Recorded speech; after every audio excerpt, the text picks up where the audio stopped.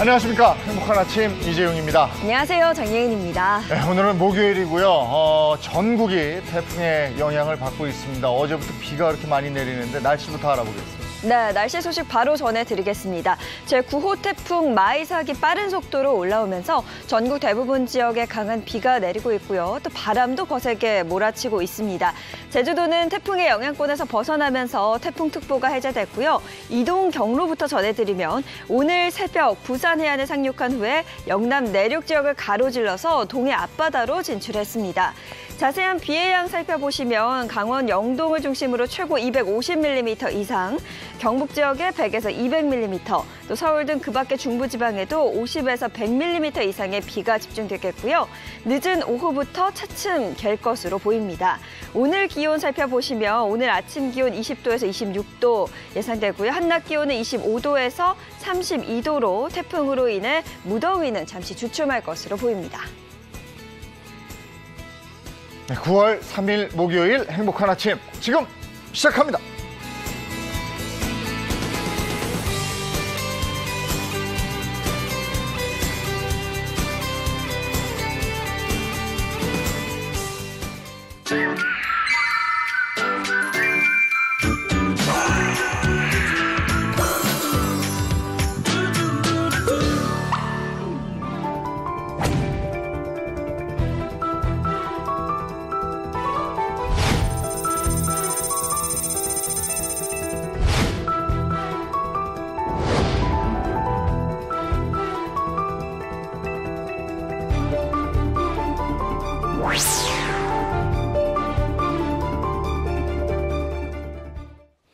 앞서 영상 보셨습니다마는 먼저 물가 얘기 좀 하려고요. 장바구니 물가가 치솟고 있다 이런 얘기고 실제로 뭐 장애들 가보시니까 실감을 하실 겁니다.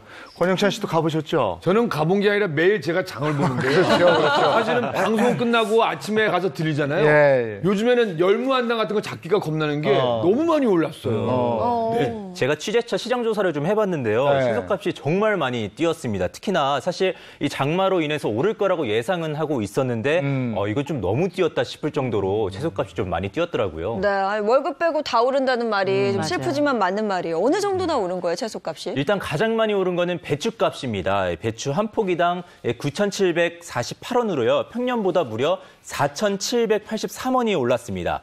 이제 뭐 거의 두 포기 살 돈으로 한 포기밖에 못 산다. 그러니까 2배 올랐다. 이렇게 보시면 되고요.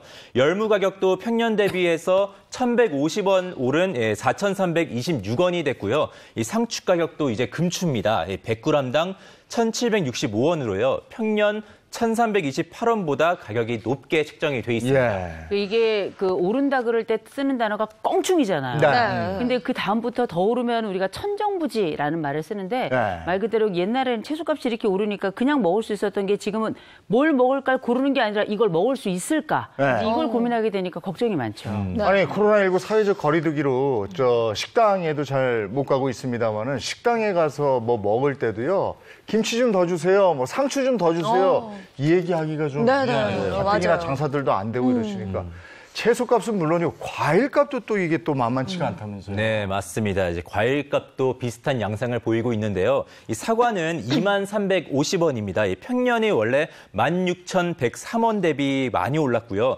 배나 포도 가격도 이 평년보다 높은 각각 이 37,000원대, 6,900원대의 가격이 형성이 돼 있습니다. 이게 장마 지금 계속 지금 뭐 우리 기록적인 장마 있었잖아요. 근데 과일은 제가 먹어보니까 제 입에는 아직도 달긴 달더라고요.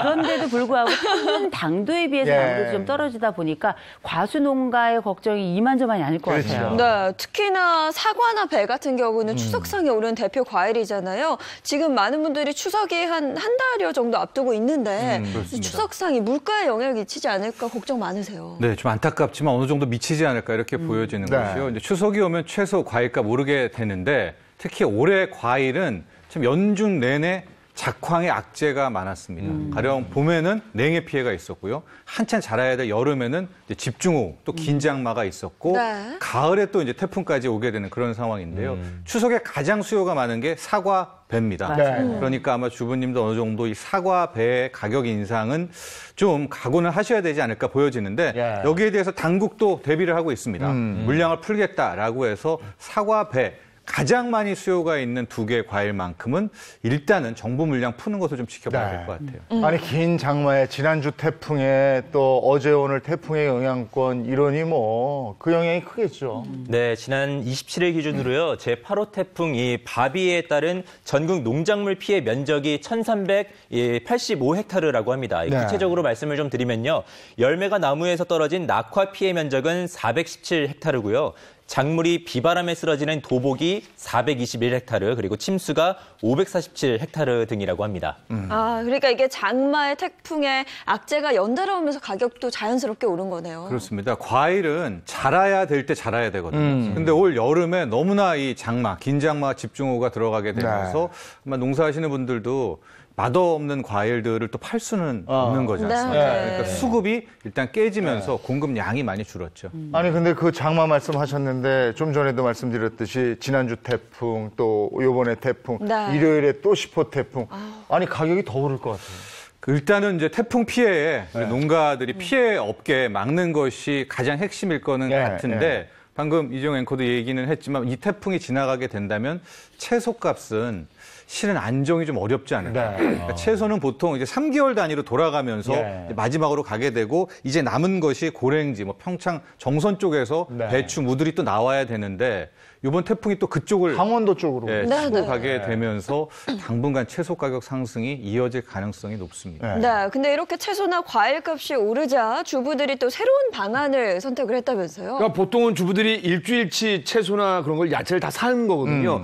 근데 요즘 주부들이 편의점에서 장을 많이 봅니다. 편의점에 가면은 뭐 감자, 당근, 깐마늘 이 채소 소량 채소를 이렇게 포장하거든요. 맞아요. 네, 근데 네. 저희 옆에 편의점이 있는데 원래 거기가 장사가 안 됐거든요. 근데 네. 코로나19 다음에 우유도 떨어졌지, 맥주도 떨어졌지, 채소는요 거의 동이 날 정도거든요. 그러니까 많이들 사는 게 아니라 그때 필요한 만큼만 1,000원어치만 사는 거죠. 네. 근데 이제 그것도 사기가 어려우니까 우리 한때 몇 년 전에 수경재배가 주뷰사에 그게 예, 유행이었어요. 네, 네. 그 기계 다시 나왔습니다. 다시 나와서 이제 내가 직접 키워 먹겠다는 분들이 많이 있어서요. 저도 이제 고구마 시작했네요. 예. 아니 근데 지금 농산물뿐이 아니고 고기값도 올랐던데요. 네, 맞습니다. 예, 축산물 품질 평가원에 따르면요, 이 돼지고기 목심 소매 가격이요, 재난지원금의 영향으로 일단 7월 초에 2,450원대로 뛰었다가 이후에 꾸준히 떨어졌습니다. 그런데 8월 초에 2,280원 선까지 하락했던 이 목심 가격이요, 9월 초 현재는 2,500원대로 뛰어 올랐고요. 이 정부 재난지원금이 소진이 되면서 하락세를 보였던 육류 가격이 다시금 상승세를 이어가게 된 겁니다. 제가 좋아하는 게 다 올랐어요. 과일도 올랐죠. 고기 올랐죠. 그러면 뭐 다 오르고 있다 이렇게 봐도 무방할 것 같은데 한 끼 식사를 딱 차렸다고 가정을 했을 때 네. 얼마나 오른 거예요? 그 예를 들자면 제가 강원도 영월 산골에서 태어났는데 네. 그때는 소고기 먹기가 힘들었어요. 네. 그래서 제가 제일 좋아하는 게 제육볶음인데요. 네. 제육볶음으로 만약에 한 상을 차린다라면 밥상 비용이 얼마나 늘어난지 제가 한번 계산해봤습니다. 제육볶음과 쌈재료인 상추와 깻잎 그리고 애호박 부침으로 4인 밥상을 차릴 때 드는 재료비는요. 7월 말까지만 해도 한 1680원 정도였는데요. 네. 뭐 그때는 충분했습니다. 지금은 14,000원도 부족한 상황이고요. 재료비가 약 30%, 재료비만 30% 늘어난 겁니다. 이게 한 끼죠, 한 끼. 한 끼입니다, 한 4인 끼. 가족 한 끼. 한 끼죠. 근데 요즘에 재테크하는 집도 많고 한 끼에 14,000원 세 끼다. 이거 제법 그 영향이 좀 있는 그렇죠. 거죠. 부담스럽긴 하죠. 정말 이 새끼가 힘드네요.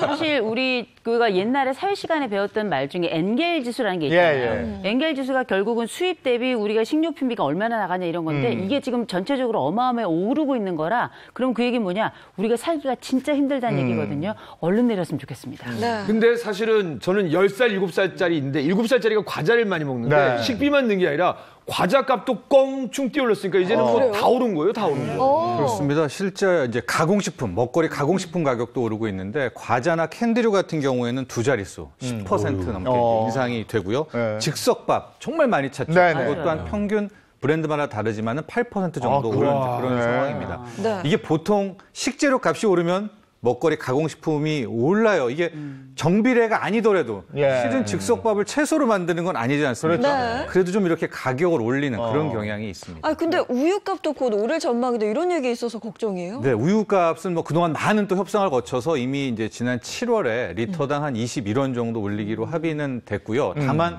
코로나19 경제 충격 때문에 이제 못 올리고는 있는데 이번이 어느 정도 잠잠해지면 원유 가격 인상이 될 것 같습니다. 근데 이제 원유 가격 인상은 또 뭐냐?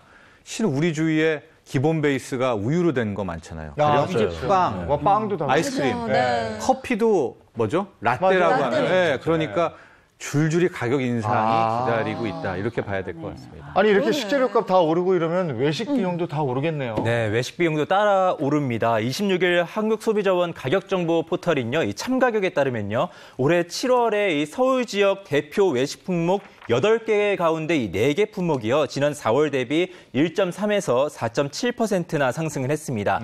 이 가장 상승폭이 컸던 것은 바로 김밥이었는데요. 7월 서울 지역의 김밥 가격은요, 2,562원으로 지난 4월 2,400원대 대비해서 116원 상승했습니다. 이 김치찌개 백반 가격도 상승했는데 지난 4월에 6,400원대였던 것이 3개월 새 230원이나 올랐고요.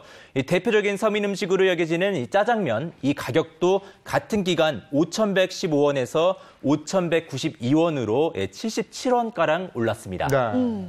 재난지원금으로 그때 소비가 좀 있었는데 그때 무렵부터 오른 거예요? 그렇습니다. 재난지원금으로 이제 수요가 좀 몰리면서 네. 외식비가 어느 정도 올랐다 이렇게 봐야 되겠는데요. 네. 가장 이렇게 지금 외식비가 오르고 있는 핵심은 우리가 계속 앞에도 말하고 있지만 역시 식재료, 채소, 과일 가격이 오르면서 전체적인 외식비를 끌어올렸다 이렇게 볼 수 있습니다. 그것만 오른 게 아니라요. 제가 잘 때 보면 자꾸 문자가 와서 아내가 나한테 사랑한다는 문자가 봤더니 아침에 그 배달 주문하는 거 예. 있잖아요. 근데 그것뿐만 아니라 요즘은 집에서 배달 주문 많이 하거든요. 맞아요. 그런데 우리 동네에는 배달 수료도 어느 정도 조금 오른 것 같다는 내가 느낌이 들거든요. 아니, 배달 수수료가 올랐어요? 네, 맞습니다. 이제 업체마다 좀 다르겠지만요. 이 특정 업체는요, 배달거리 500m당 기본 수수료를 기존에 3,000원이었던 거를 3,500원으로 올렸습니다. 뭐 지역마다 업체마다 좀 다르겠지만요. 수수료는 계속해서 좀 올리는 추세라고 합니다. 이 배달 수수료가 왜 계속해서 오르는 추세인 거예요? 결과적으로 수요와 공급이죠. 배달이 느니까 이제 라이더들의 몸값이 귀해졌고 그래서 당연히 배달을 하게 되는 쪽에 수수료가 늘어나고 있는데요.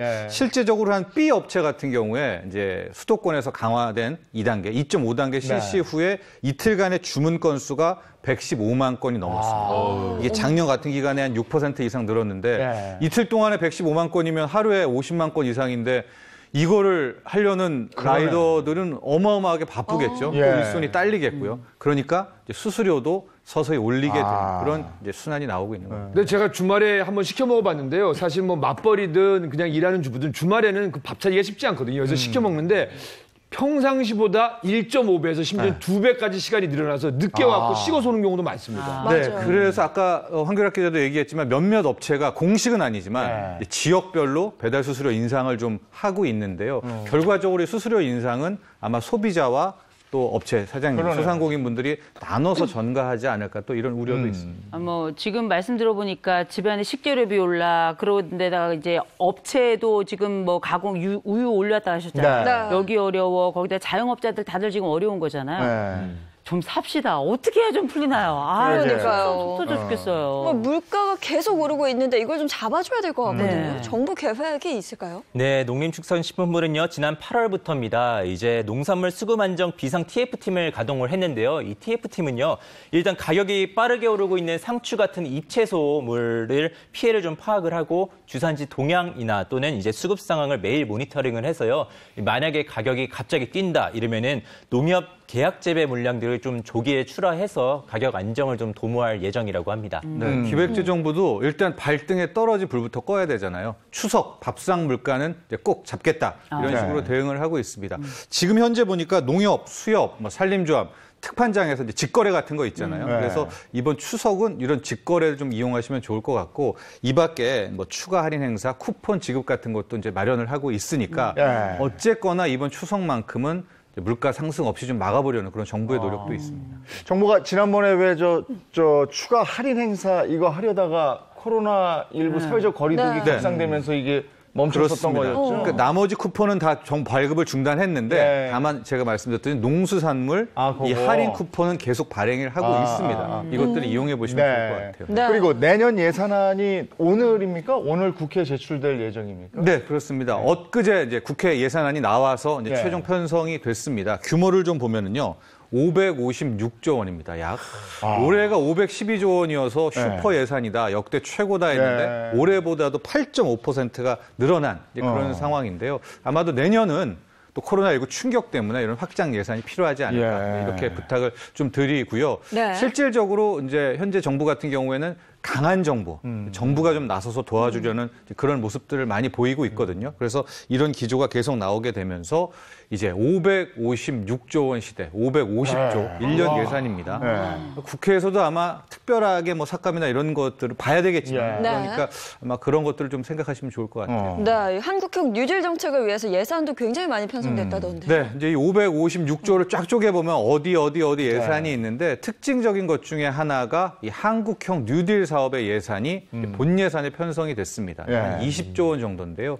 한국형 뉴딜은 크게 세 가지입니다. 지금 화면에도 나오지만은 한쪽이 디지털, 또 한쪽이 그린, 그리고 마지막이 고용 안정망인데요.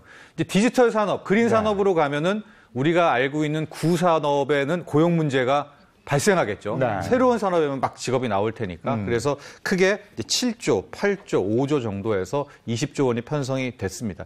한국형 뉴딜 사업에 이제 거는 기대도 크고 이것이 본 예산으로 들어갔다는 점도 굉장히 특이할 만한 사안입니다. 미국의 위기 극복 과정에서 우리가 그 미국 뉴딜 성공하는 걸 봤기 때문에 어느 정도 기대감이 있는데 우리 한국형 뉴딜도 가능하겠습니까?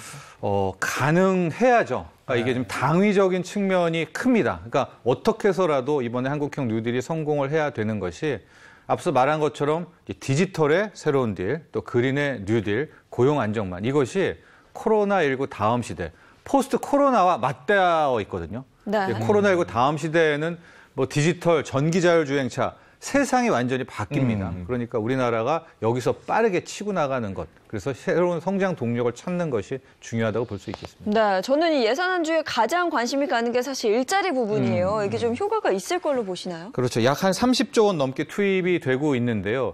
특히 내년은 정말 일자리 고용이 물론 해마다 중요하고 가장 중요하지만 더욱 중요합니다. 그 이유가 지금 보면 힘든 업종, 여행, 숙박, 또 이런 외식, 유통은 지금 일단은 막아놓고 있어요. 그러니까 구조조정은 없이 무급휴직으로 이어가고 있는데 이게 조금만 더 가면 고용의 균열이 생깁니다. 근데 고용은 연결고리가 한번 끊겨버리면 붙이기가 어렵거든요. 그래서 올해 이제 내년에도 이 일자리, 고용 쪽의 예산이 적절히 또 효과적으로 집행돼서 고용에 최대한적으로 또 힘을 쏟아부어야 될 것 같습니다. 내년에 또 국세 감면액이 늘어날 거다 이런 얘기요. 네, 국세 감면액이 올해가 53조 9천억이었는데요. 이제 내년도 56조 원 정도. 국세 감면은 뭐냐?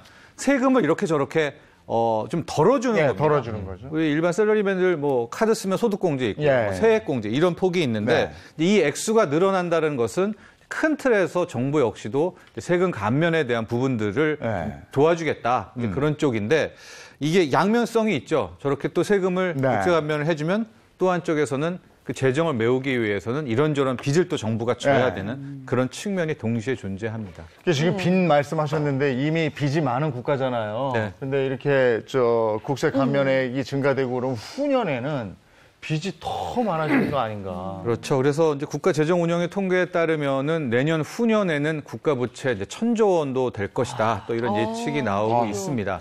가장 좋은 시나리오가 있죠. 그게 뭐냐면 이렇게 빚을 져서 경기에 투입을 해서요. 경제가 살아서 GDP가 따라오르면 실은 이것은 우리가 원하는 선순환입니다.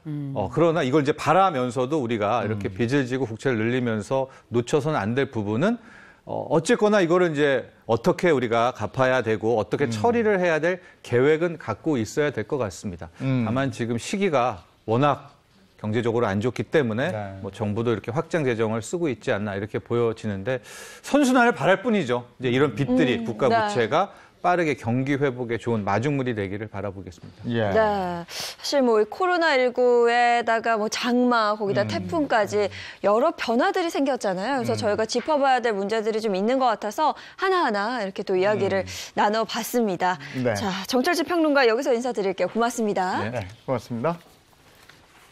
자, 이번에는 뜨거운 이슈를 다루는 금주 핫 이슈를 알아보도록 하겠습니다. 첫 번째 이슈부터 살펴보겠습니다.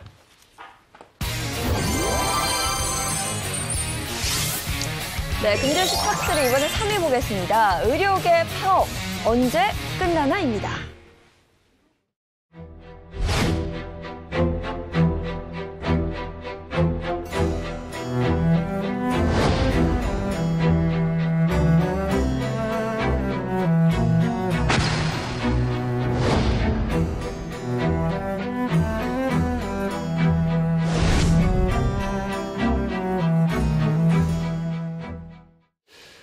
자, 의료계 파업이 지금 14일째 계속되고 이러면서 여러 가지 힘든 상황이 전개되고 있습니다.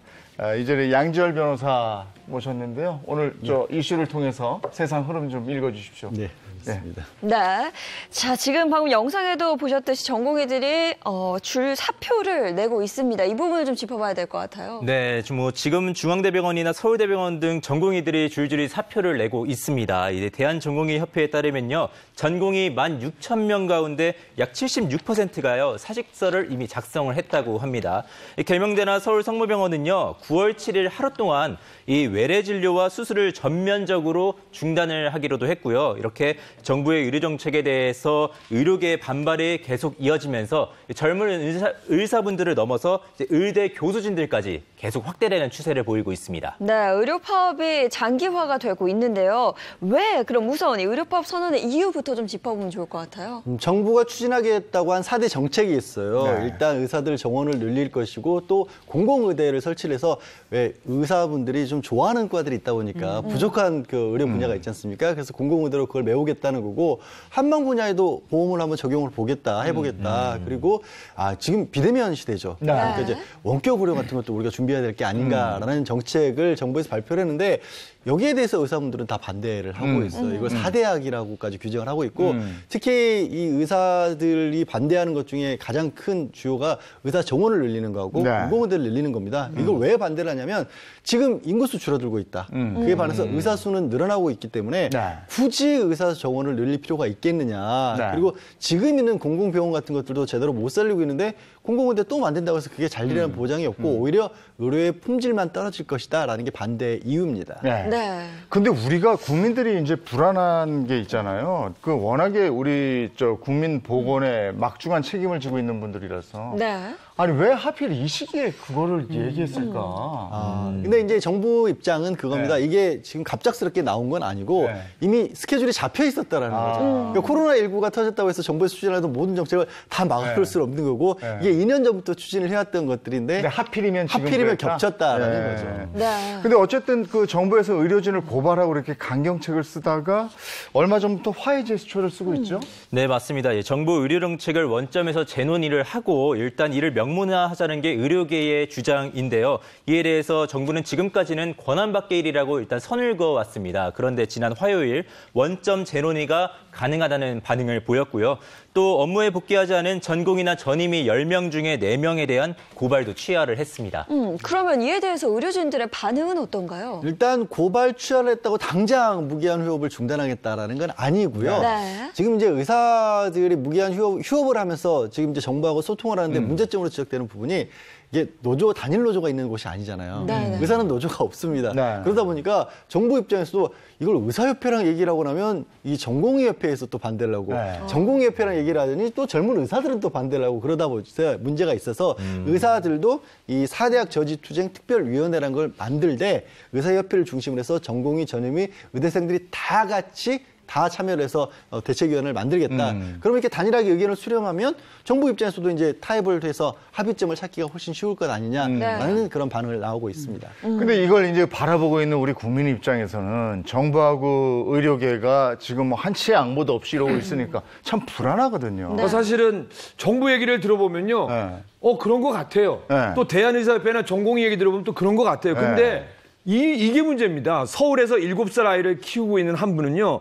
아이 팔꿈치가 골절돼서 인근 대학병원 응급실에 갔습니다. 근데 의료 파업으로 인해 수술이 불가능했다고 얘기를 받았고요. 다른 대학병원과 종합병원 5군데 가서 전화를 해봤지만 전부 수술이 어렵다. 그래서 결국 수술을 못했습니다. 이거 어떡합니까? 아니 생각해보세요. 저희는 뭐 양쪽 측에서 무슨 얘기하는지 솔직히 모르겠고요.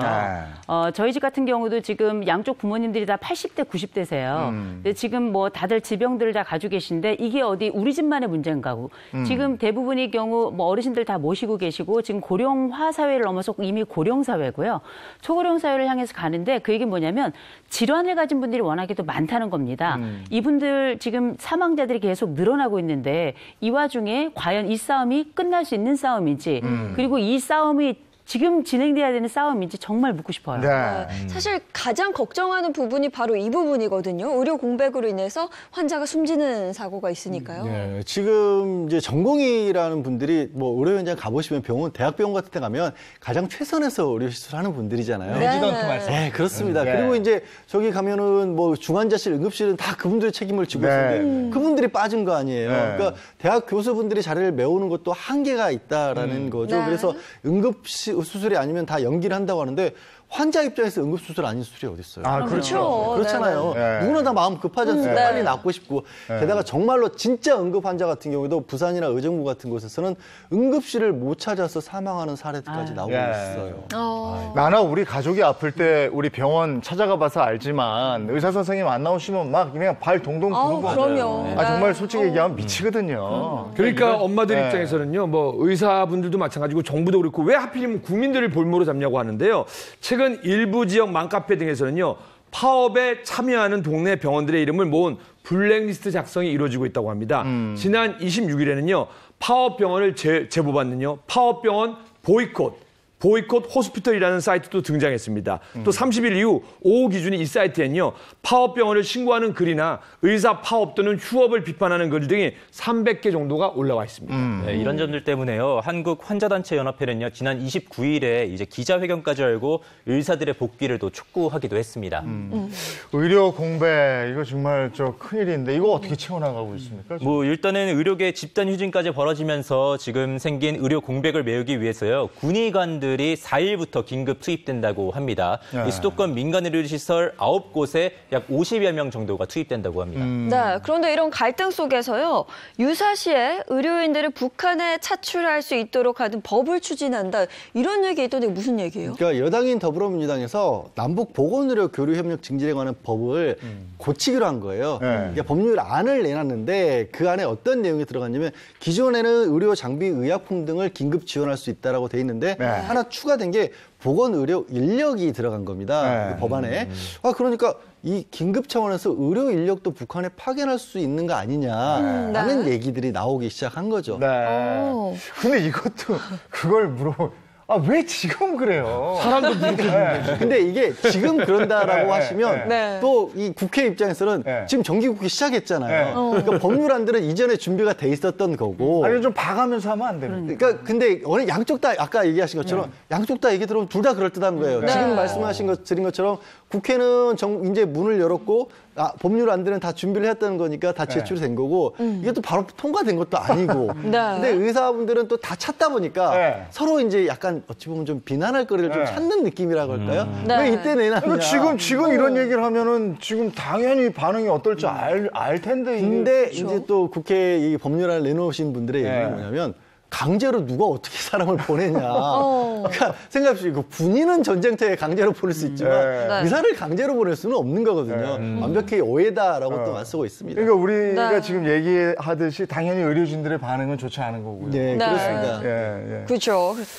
자, 그러면 의료 후진이 언제까지 계속될까? 이거에 대해서 궁금해하시는 분들도 많으시거든요. 뭐 일단 의료계가 9월 7일 3차 총파업을 예고하고 나섰습니다. 이 전문가들은요, 이 정부와 의료계의 간극이 좁혀지지 않으면서 의료 공백이 더 길어질 거다 이런 예상도 하고 있는데요. 하지만 정부와 의료계는 일단 언제든지 공개 토론이 가능하다 이런 식으로 나오고 있어서 조금은 뭐 긍정적인 결과가 기대되기도 합니다.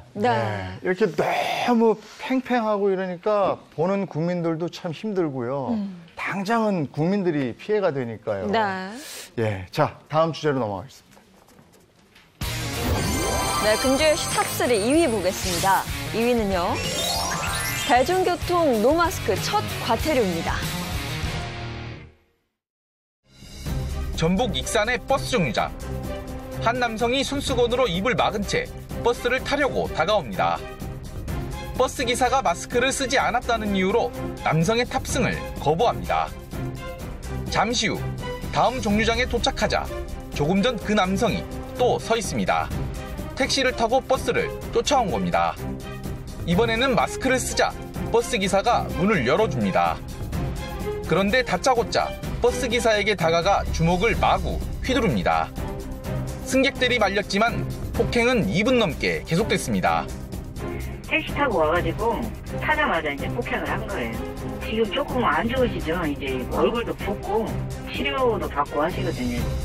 이 남성은 경찰 조사에서 마스크를 사올 테니 기다려달라고 했는데 그냥 가버려서 쫓아가 때렸다고 진술했습니다. 정부가 대중교통 내 마스크 착용을 의무화한 5월 26일 이후 이 같은 폭행 건수는 385건에 이릅니다. 경찰은 이 가운데 198건을 기소 의견으로 검찰에 넘기고 6명을 구속했습니다. 야, 대중교통 이용할 때 마스크 쓰라고 한 그 5월부터 지금까지 385건이요? 아니, 왜들 이러십니까? 아니, 사람을 마스크 쓰라고 그랬다고 때려요? 아니, 그러니까요. 조금 전에 보니까 나 마스크 사올 테니까 기다리라고. 어떻게 기다려요, 그거를? 우리가 함께 쓰는, 어떻게 보면은 이게 공공의 그 사용제인데, 이거 말이 안 되는 것 같은데요. 아무래도 이런 폭행이 발생하는 이유는 왜 그럴까 생각을 해보면, 지금 같은 경우는 제일 먼저 사람이 내 나름대로 노력을 했는데 내 노력을 왜 거절하느냐, 뭐 이런 느낌이 하나 있을 것 같긴 한데, 그것보다도 아마도 내가 공개적으로 망신을 당한 것에 대해서 일종의 수치심이나 분노감이 생긴 게 아닌가 이런 생각이 드는데 어떻게 여러 다중을 만나는 이 뭐 택시기사나 아니면은 교통기사분께서 어떻게 모두를 다 고려하겠어요. 네. 이 부분에 대한 사실의 이 공감력이 대단히 떨어진 행동이라고 봐야 되겠죠. 네. 그리고 제일 중요한 거는 나 하나쯤이야. 나는 절대로 안 걸린다. 라는 이런 것도 있고요. 이걸 법적으로 말씀드린다면은 사실은 법이 많이 바뀌었습니다. 무조건 뭐 물론 이제 양지열 변호사님도 나와 계시면서도 폭행이고 심지어는요. 요즘에는 언어 폭행도 법적으로는 명예훼손에다 모욕죄가 되기 때문에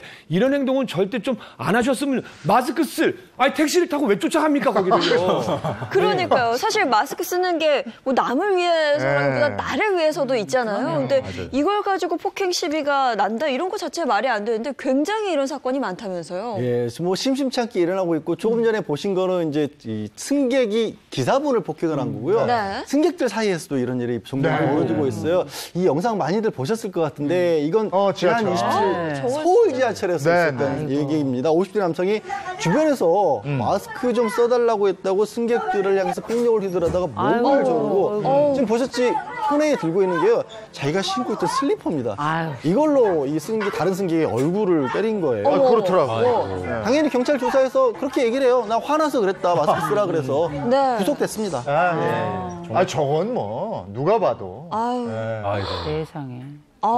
진짜. 정말 기가 막혀서 다시 한번 말씀드리지만은 마스크 착용 의무화 지침이 시행된 지난 이 5월 이후에 대중교통 내 마스크 착용 심의로 발생한 폭행 사건이 385건이라는 글쎄 말이에요. 네. 근데 이런 일을 막기 위해서는 대응책이 더 강력해져야 되는 게 아닌가 이런 생각도 들어요. 네, 맞아요. 이제 경찰은요, 일단은 범행이 지속되는 경우에는 현행범으로 체포를 하고요. 이 중대한 사항의 경우에는 강력팀까지 파견을 해서 구속 수사를 할 계획이라고 해서 좀 엄정 단속하겠다 이런 계획을 밝히기도 했습니다. 이게 엄정 단속을 하게 되면 아까 이제 승객들 같은 경우는 특수 폭행이라고 그랬죠. 그러니까 슬리퍼를 흉기로 본 겁니다. 사실상 그렇게 되는 거고요. 운전기사분을 폭행한 경우는 또 도로교통법의 특가법에 의해서 또 가중처벌됩니다. 그런 것들을 다 적용하겠다는 거고 올해 5월 말에 이미 일찌감치 시작이 됐어요. 뭐 가게에 음료수 사러 들어오는데 마스크 안 쓰고 들어오니까 아이고 좀 마스크 좀 써주십시오. 쓰고 들어오십시오. 했다는 이유로 또 가게 주인 부부를 이렇게 해서 이 폭행한 사람은 6개월 실형 선고. 법원에서 그러니까 엄중 처벌하고 있는 겁니다. 아니 요즘 뭐 너나 없이 다들 힘든 건 알겠는데 그래서 화가 나 있다는 건 알겠는데 그걸 자제할 수 있으니까 또 사람인 거 아니겠습니까? 그럼요. 내가 기분이 그렇다고 해서 그냥 폭발적으로 밖으로 그건 사람이 할 일은 아닌 거죠. 그래서 지금 이제 이렇게 마스크를 안 쓰고 이런 분들 과태료 매긴다는 거고 네. 이렇게 심하면 구속시킨다는 거고 첫 과태료가 나왔죠. 네, 지금 의무적으로 마스크 쓰라고 한 지 벌써 넉 달이 됐습니다. 예. 이거 코로나19 정말 오래 가고 있어요. 그런데 아직도 안 쓰고 있다가 지하철에서 4명이 적발이 됐고요. 네. 각 25만 원씩입니다. 과태료 예. 치고는요. 25만 원. 굉장히 높은 금액이에요. 그렇죠. 과태료 25만 원이면 충분히 적지 않은 금액이고 좀 부담스러울 수 있는 금액이긴 한데 많은 분들 아실 거예요. 그 턱스크. 마스크를 턱에 걸치거나 혹은 또 요즘에는 코는 그냥 내놓고 입까지만 가리는 마스크 쓰시는 분들도 많으시더라고요. 이것 역시도 과태료를 물 수도 있다는 점 기억하시고 정확하게 착용하시는 게 굉장히 중요할 네. 것 같습니다. 그러니까 뭐 마스크 같은 경우 잊지 않고 꼭 착용해서 우리 가족 건강뿐만 아니라 우리 지역 사회를 건강하게 하는데 정말 한 예로 보면은요. 마스크를 쓴 분들은 안 걸린 사례가 많고 마스크 안 써서 걸린 분들이 마스크만 써도 안 걸립니다라고 많이 증언들을 해주고 있습니다. 아니 지난번에 어디에요? 저 파주의 무슨 커피숍에서 그랬잖아요. 일하던 점원들은 마스크 맞아요. 다 네. 착용하고 있어서 안 걸렸고 맞아요. 위에서 차 마시던 분들은 걸리고 이랬다는 네, 거예요. 네. 그러니까 마스크 착용 의무와 세부 기준 같은 것도 있습니까? 네, 서울시에서요 마스크 의무화 세부 기준을 발표를 했습니다. 좀 마스크 의무 착용 대상자, 또 공간 범위 그리고 예외 사항 등의 내용을 담았는데요. 이 내용 제가 좀 쉽게 설명을 한번 드리도록 하겠습니다. 네. 자, 그러면 몇 가지 궁금한 게 있어요. 일단 일가족이 감염되는 일들이 계속 발생하고 있잖아요. 집에 있을 때는 많은 분들이 마스크 안 쓰긴 하는데 이때는 어떻게 되는 거예요? 집에서 쓰긴 참 그렇죠. 그렇죠. 이 답답하잖아요. 네. 일단은 뭐 사생활 공간인 집에서는요 마스크 쓰지 않으셔도 됩니다. 이 분할 공간 내에 혼자 있거나, 그러니까 방에 혼자 있거나 뭐 생계 주거를 같이 하는 사람들과 함께 있을 때도 마찬가지고요. 다만 가족들 중에 열이 있거나 또는 호흡기 증상이 있는 경우에는 마스크 착용을 권고하고 있습니다. 근데 사실 저 같은 경우는 그냥 사무실에 있다가 마스크 쓴 채로 그냥 제가 운전을 하거든요. 이게 안 벗고 제 2의 피부처럼 쓰고 있는데 혹시 승용차 탈 때에도 마스크를 써야 되는 건가요? 네. 요거 좀 쓰면 좋겠지만은 차량 내에 혼자 있거나 또는 이 생계 주거를 같이 하는 사람들과 함께 탈 경우에는 마스크를 안 쓰셔도 되고요. 다만 이렇게 생계 주거를 함께 하지 않는 사람들과 차를 같이 탔을 경우에는 마스크를 꼭 착용을 하셔야 됩니다.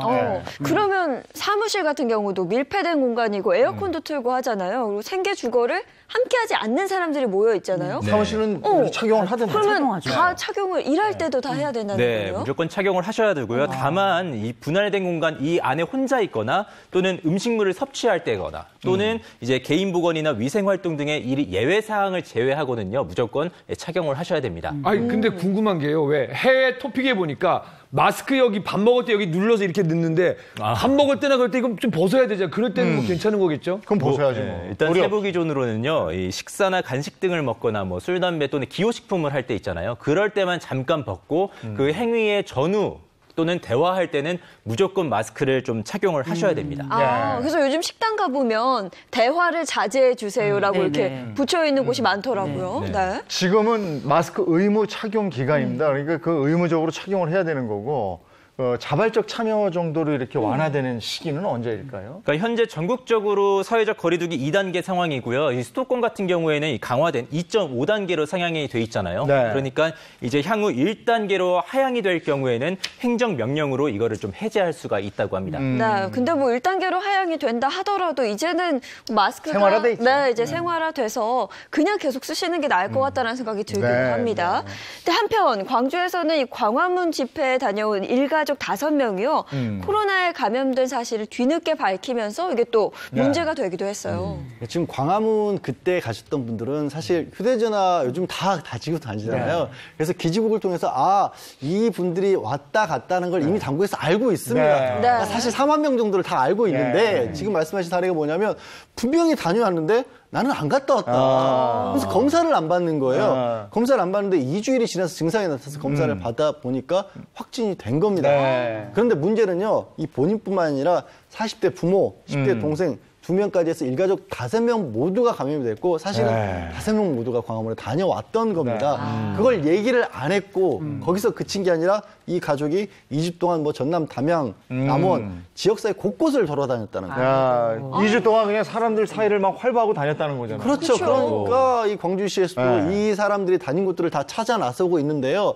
뭐 우리 서울시에서 홍보 영상 만들었던 유튜브 보시면 아시겠지만 한 사람이 거짓말했었을 때 그거를 추적하는데 800명을 추적을 하고 있습니다. 비용만 2억 원이 넘게 들었던 거예요.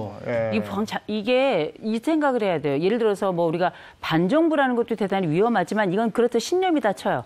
반정부와 반사회는 다릅니다. 반사회는 장애이거나 아니면 이게 범죄예요. 그렇기 때문에 실제 우리가 이런 그 방역에 함께 참여하고 이런 과정이 굉장히 중요한 게 내가 이 행동을 하지 않았을 때 생겨나는 그 여파에 대해서 지금은 개인도 최종적으로 책임을 갖게 돼 있거든요. 본인을 위해서나 혹은 가족을 위해서나 지역사회를 위해서 반드시 꼭 검사 받으시고 꼭 치료 받으셨으면 좋겠습니다. 이거를 도대체 왜 속일까요? 너무 이기적인 마음인 것 같아요. 답답하기도 한데 방역 방해에 대한 처벌도 굉장히 강력해졌죠. 네, 올해 초에 이제 감염법을 고쳐서 형사처벌도 강화를 했고요. 처벌도 처벌했지만 계속해서 이제 구상권 행사하겠다라는 얘기를 각 단체에서 밝히고 있는데 대표적인 데가 국민건강보험공단입니다. 지금 코로나 대한민국은요, 진료하고 치료 다 국민건강보험공단에서 무료로 해주잖아요. 근데 이런 분들까지 무료로 해줘야 되느냐라는 거예요. 방역 방해한 분들까지.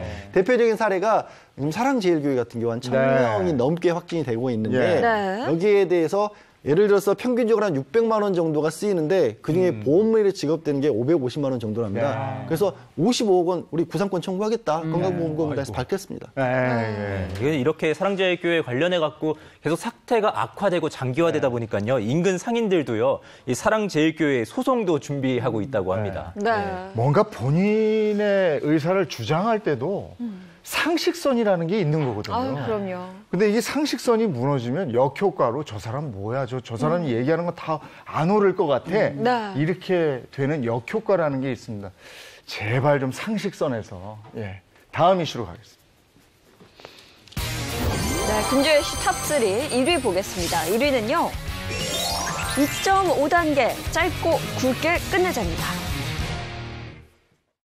이번 조치는 수도권의 주민들과 자영업자 분들에게 큰 고통과 불편을 끼치는 강력한 조치인 만큼 짧고 굵게 확실하고 철저하게 실천해야만 합니다.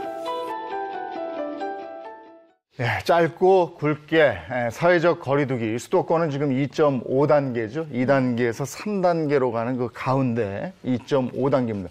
9월 6일까지 확실하게 다 같이 협조를 해서 3단계로 가지 않도록 해 주십시오 하는 간절함이 있는 건데 이 누진 확진자가 지금 2만 명이 넘었다고 들었는데 어떻게 되겠습니까? 네, 이 기준으로요. 누적 확진자가 2만 449명입니다. 그래도요. 이 사회적 거리두기 2.5단계로 좀 강화가 되면서요. 그 효과가 어느 정도 나타나고 있다고 평가가 되는데요. 이 코로나19 신규 확진자가 나흘 연속 200명대로 비교적 안정적인 추세를 이어가고 있기 때문입니다. 네, 뭐 안정적인 추세를 이어간다라고 이야기를 하기는 했지만 그래도 이 와중에 굉장히 조용하게 전파는 계속되고 있는 거잖아요. 그래서 이 학부모들의 걱정도 굉장히 많습니다. 특히 학원가는요.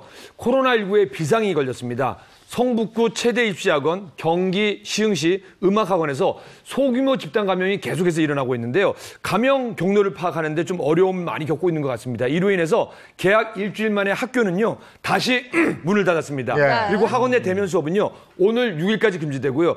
저희 아이들 지금 학원 이번 주에는 하나도 못 가요. 못 가죠. 뭐 수영, 운동, 저도 헬스클럽 못 갑니다. 이번 주는 다 쉬어야 됩니다. 지금 학교도 못 가고 있는데. 맞아요. 최근 2주간의 감염 경로가 파악되지 않은 환자 비율이요. 전체 신규 확진자의 21.5%로 집계가 되고 있습니다. 그러니까 약 한 2배 정도 늘었다고 보시면 되고요. 특히 서울시의 경우에는요. 감염 경로 미확인 환자 비율이 8월 넷째 주 기준으로 31.9%나 됩니다. 그동안 방역 당국이 이제 코로나19를 안정적으로 좀 통제를 하려면은 감염 경로 미확인 환자가 약 5%를 넘지 않아야 된다 이렇게 설명을 쭉 해왔는데요. 네. 이 방역당국이 역학조사에 한계가 다다르고 있으니 좀 개인위생에 더 철저히 지켜달라 이렇게 당부를 하기도 했습니다. 아니 근데 그게 무섭더라고요. 음성 판정을 받았는데 좀 지나서 다시 또 양성 판정이 나와요. 네, 좀 그런 사람들 예, 많죠. 그러니까 예를 들어서 뭐 집회에 참석했다 아니면 확진자와 밀접 접촉이 됐으니까 자가격리 들어가십시오라고 하면서 보건당국에서 1차 검사를 합니다. 그럼 음성이 나와요. 네. 그런데 2주 다 돼가니까 이제 괜찮겠거니 하고 해제 직전에 검사하면 양성이 나오는 거죠. 그럼 치료받기 시작해야 되는 거거든요. 근데 이게 바이러스가 몸에 들어왔다고 해서 저는 뭐 의료 전문가는 아니지만 바로 양이 많아져서 검사에서 나오는 건 아니고 그런가 봐요. 내부에서 어느 정도 이게 커져서 많아지는 시기가 필요한 겁니다. 그러다 보니까 이렇게 뒤늦게 확진이 되는 건데 뭐 전남에서는 벌써 한 21명 된다고 하고요. 서울이나 인천 같은 수도권 전국 곳곳에서 이런 일들이 이어지고 있습니다. 그러니까 그거예요. 아니 음성이 나왔다 괜찮다는데 왜 나한테 2주 동안 격리를 하래? 이러고 뭐야? 이러고 밖에 나가시면 안 된다는 거예요. 그 2주 동안 끝나고 검사 다시 한번 하고 그때 음성이 나와야 이게 이로써 완전하다는 거예요. 잠복기라는 개념이 괜찮다가 아니고 알 수 없다거든요. 그런 거죠. 그러니까 이 개념을 잘 생각하셔야 내가 이 잠복기 동안에도 자가격리 기간에도 가족한테도 옮기지 않도록 각별히 조심하셔야 되는 거죠. 아니 근데 또 저 부산에서는 사망 후에 확진 판정이 나왔다고. 네, 지난 1일에 이제 부산 기장군에서 80대가 사망을 했는데 사망 후에 가족이 코로나19 확진 판정을 받은 거예요.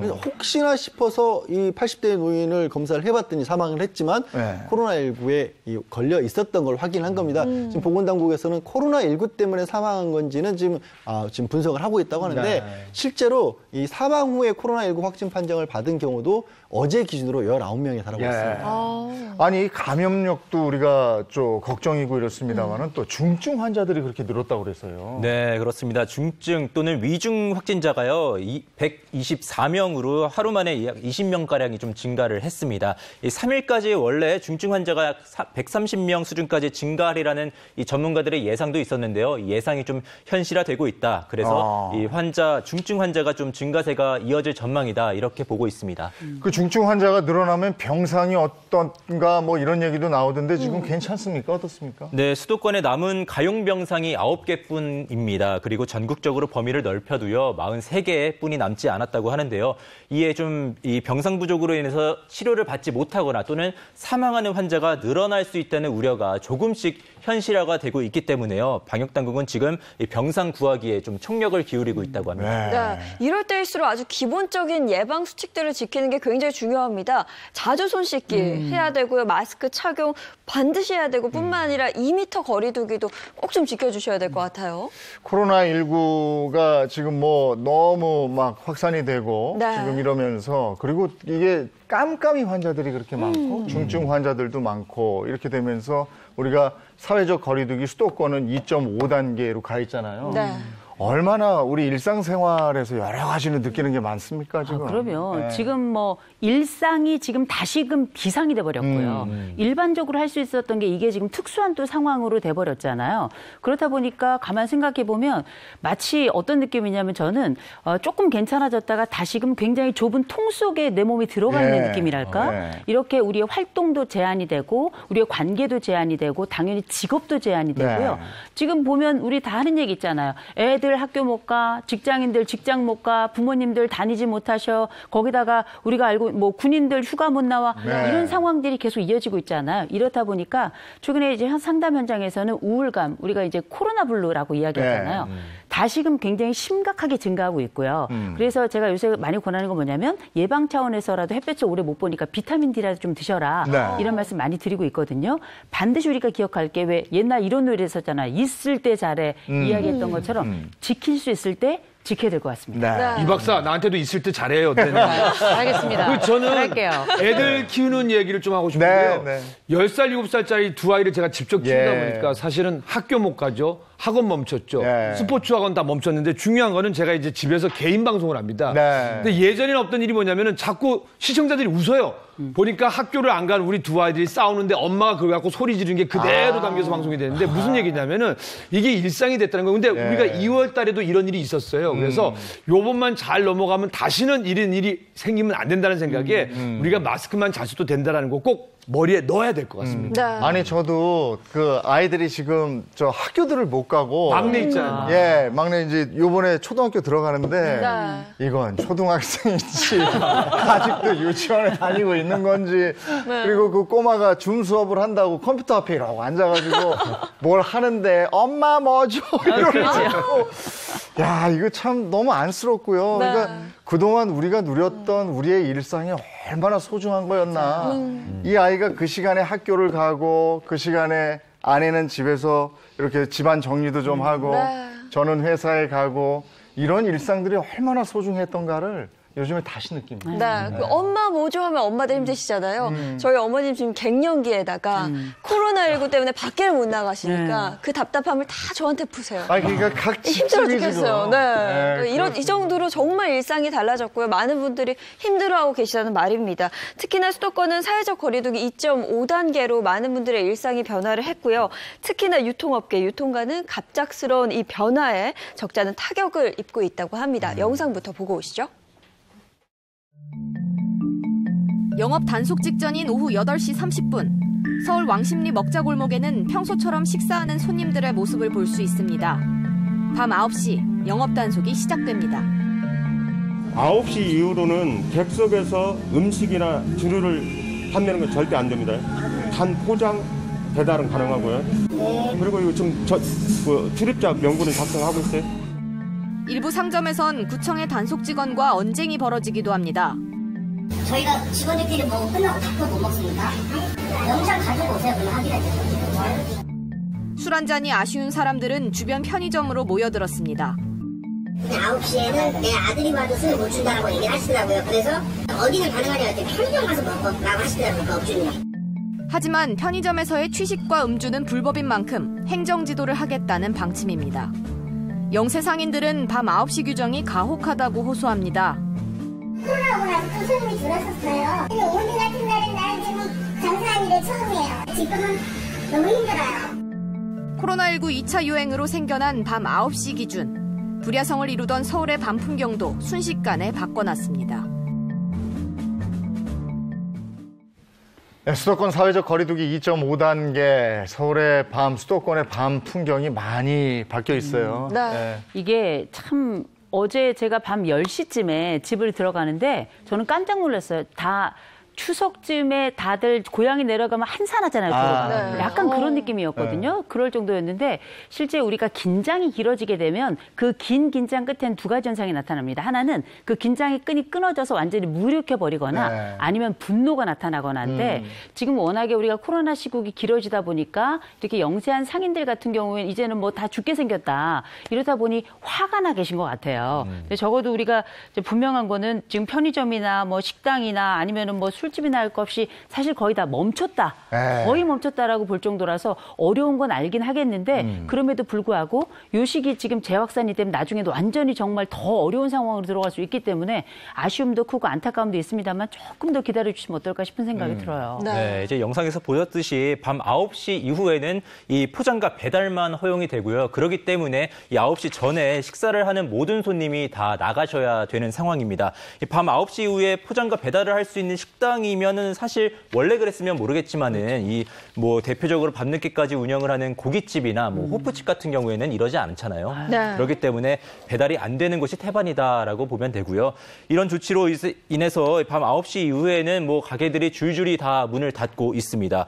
특히나 이제 오후부터 문을 열던 가게들은요, 아예 그냥 휴업을 하고 장사를 일단은 접겠다 이런 반응도 있습니다. 네, 특히나 식당 같은 경우는 자영업자들이 많이 몰려있는 대표적인 업종이기도 하잖아요. 5일 초부터 코로나19 시작되면서 매출에 타격 줄줄이 입었고요. 그러면서 굉장히 낙심하고 있었을 텐데 이렇게 수도권이 2.5단계 좀 강력한 방침이 나오면서 더 망연자실하신 분들이 많은 것 같습니다. 네, 전체 장사 매출 중에 배달은 사실 뭐 10에서 15% 극히 미미하다고 해요. 그래서 배달만 해서는 정말 남는 게 없고 뭐 장사를 계속 이어갈 수가 없다고 합니다. 그리고 손님도 지금 코로나19 계속 이어지면서요. 손님도 끊겨서요. 외식업의 약 60% 이상이 지금 매출 감소를 경험하고 있고요. 그 연예인 이 홍석천 씨도 이태원에 마지막 가게를 처분했다고 얼마 전에 뉴스가 나기도 했었죠. 네. 이게 정말 그런 것 같아요.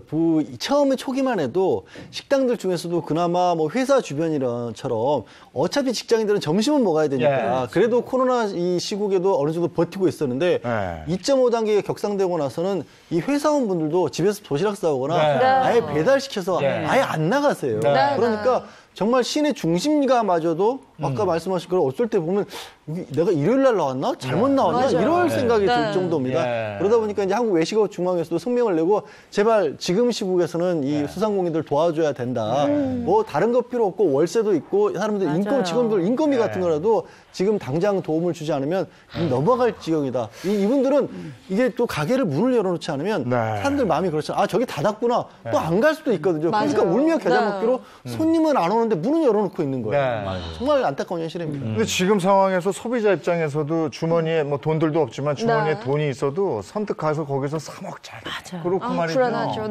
그리고 9시 이후에는 요즘 분위기는 거의 밖에 안 다니는 분위기거든요. 그러다 보니까 저도 보면은 점심에 배달을 시켜서들 먹든지 아니면 동네 편의점에 가서 얼른 고기 도시락 있잖아요. 그거 사가지고 와서 먹고 이런데 지금 우리 동네에 있는 편의점의 상황은 어떻습니까? 네, 편의점 업계는요, 이 수도권 점포들을 대상으로 이 수도권 점포에서는 일단 거리두기 2.5단계가 시행이 되고 있잖아요. 그렇기 때문에 오는 6일까지 편의점에서는 밤 9시까지만 음식을 드실 수가 있습니다. 그래서 어묵이나 치킨 같은 우리가 흔히 먹는 즉석 조리식품이 있잖아요. 그런 것들은 밤 9시부터 다음 날 오전 5시까지는 드실 수가 없고요. 이런 즉석 조리식품은요, 포장이나 배달만 이 시간대에 가능합니다. 그러니까 우리가 편의점 하면은 딱 어떤 장면이냐면 밖에서는 이제 퇴근길에 이제 다 맥주 한 캔씩. 그다음에 이제 그 안에 보면은 애들이 이제 잠깐 저녁 시간 나와가지고 그 컵라면 호로록 먹어요. 딱 그 장면이 있는데 지금은 완전히 그게 다 사라졌고요. 제가 아는 분들 중에 제가 좀 걱정인 건 뭐냐면 우리가 흔히 노포라고 하잖아요. 나이 드신 분들이나 아니면 오래된 점포들 같은 경우는 배달이 안 되는 경우가 많아요. 이런 분들 가면 너무너무 힘들다고 저희가 어저께 잠깐 한 번 통화한 분 같은 경우에는 이 가게 55년 됐대요.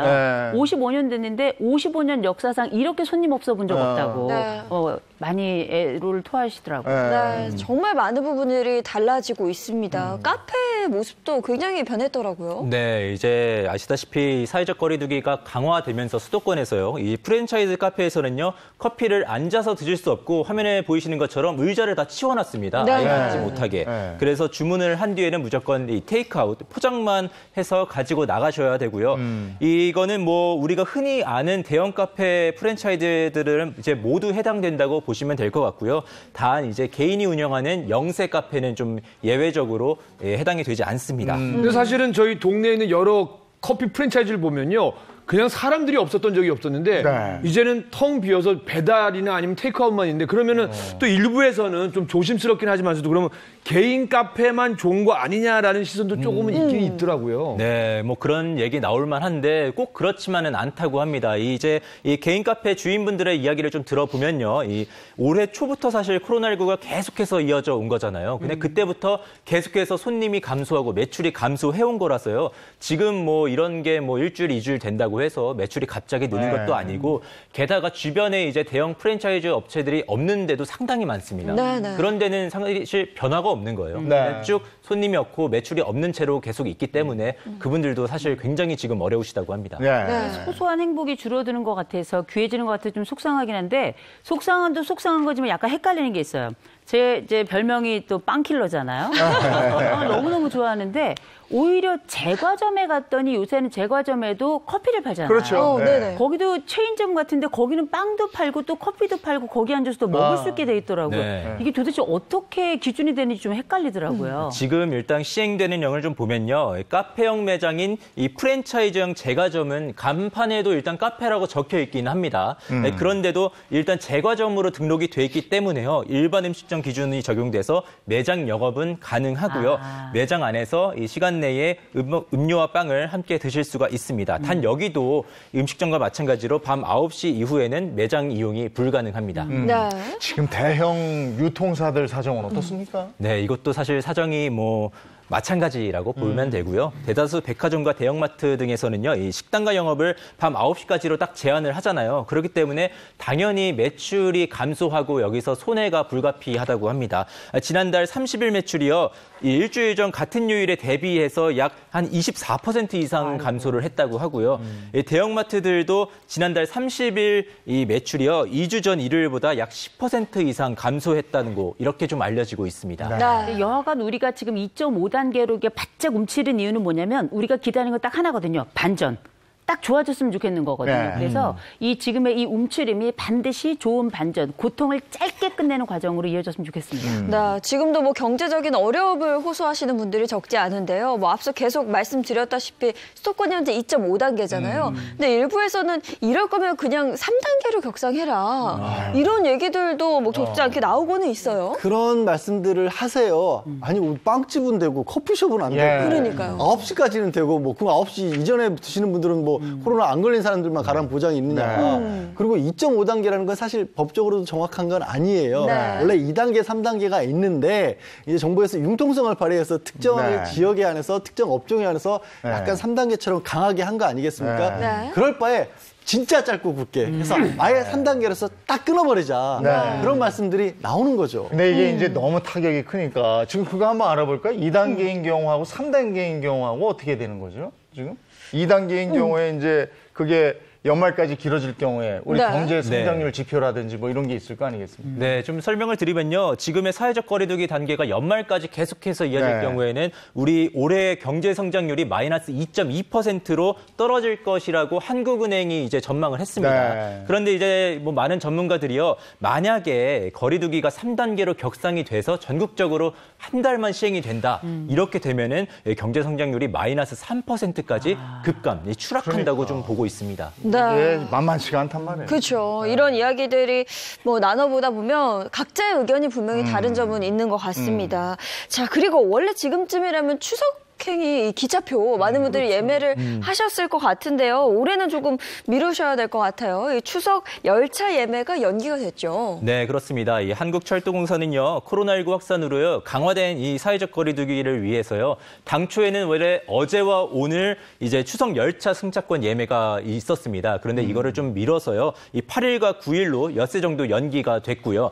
그래서 이용 가능한 열차 좌석도 좀 제한이 됐습니다. 지금은 일단 이 추석 수송 기간인 9월 29일부터 10월 4일까지 창가 쪽 좌석만 예매가 되고요. 그리고 이에 따라서 이용 가능한 철도 좌석도요. 지금은 원래 200만 석이었는데 절반인 100만 석으로 줄어들었다고 합니다. 아마 지금 추석에 어떻게 할까 고민하시는 분들도 많을 거예요. 많으실 거예요. 지금 방송 시간 때문에 짤막하게 요 추석에 어떻게 하십니까? 이번에? 저희 추석에 마스크 쓰고 집에 있어야 돼요. 집에 그냥 친척들 안 모이고. 저희 집은 아예 안 모이기로 했어요. 이번에 그냥. 변호사님 어떻게 하세요? 아직 마음을 못 정했습니다.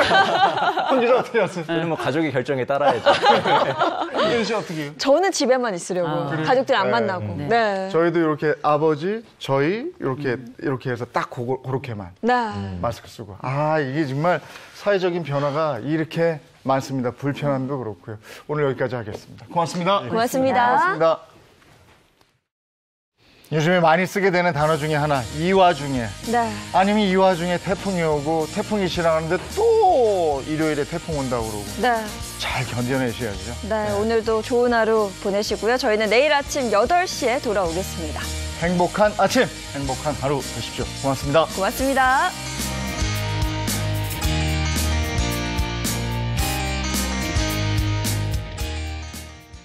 채널 A